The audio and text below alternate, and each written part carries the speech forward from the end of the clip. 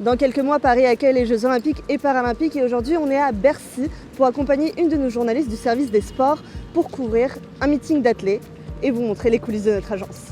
J'arrive tout juste du Pas-de-Calais, j'étais à un meeting samedi à Liévin pour suivre un meeting d'athlétisme en salle et là on enchaîne aujourd'hui avec le meeting de Paris. Est-ce que tu peux nous expliquer ce que tu fais à l'agence précisément ?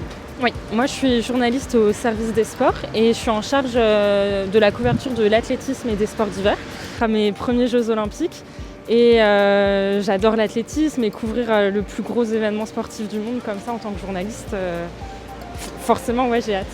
Pour avoir accès à ce genre d'événement en tant que média, il faut faire une demande d'accréditation. Valentine Gravelot de l'AFP.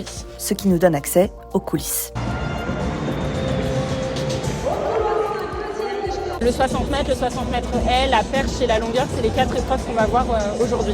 Il y a une course que je vais suivre en particulier, c'est le 60 mètres haie des hommes, parce qu'en fait on a les deux meilleurs Français du moment qui vont s'affronter, qui vont être côte à côte normalement en finale. Les athlètes qui courent, on va les retrouver cet été sur le 110 mètres haie et le 100 mètres haie pour les femmes. Le jour où on aura un Français qui fait une bonne place aux Jeux Olympiques, on l'aura vu aujourd'hui. Peut-être que ça nous servira pour écrire son portrait. Ou en tout cas d'avoir des éléments pour mieux le connaître.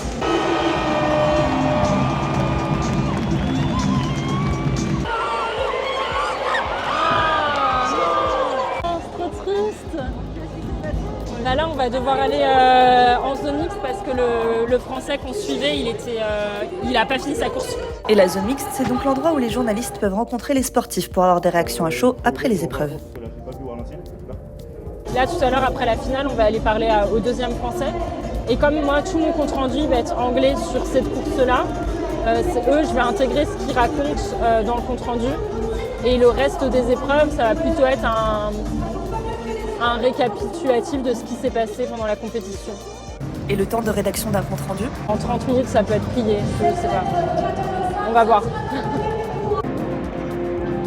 Les JO, ça aura rien à voir. Ce sera 10 jours de compétition avec toutes les épreuves de l'athlétisme. La chance qu'on a, nous, à l'AFP, c'est qu'on sera trois journalistes textes francophones.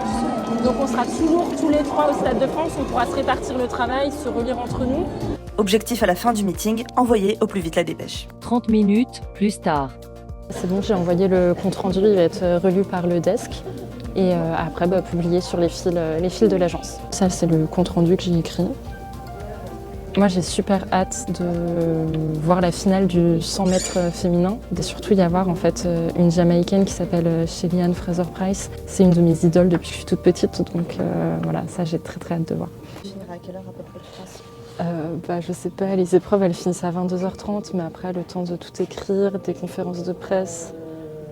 Je veux pas savoir à quelle heure on va finir. Ouais, c'est bon, on peut y aller. C'est fini pour aujourd'hui. Donc jusqu'aux Jeux Olympiques, on te raconte les différents métiers du sport de notre agence. Abonne-toi si tu veux voir les coulisses. Bye!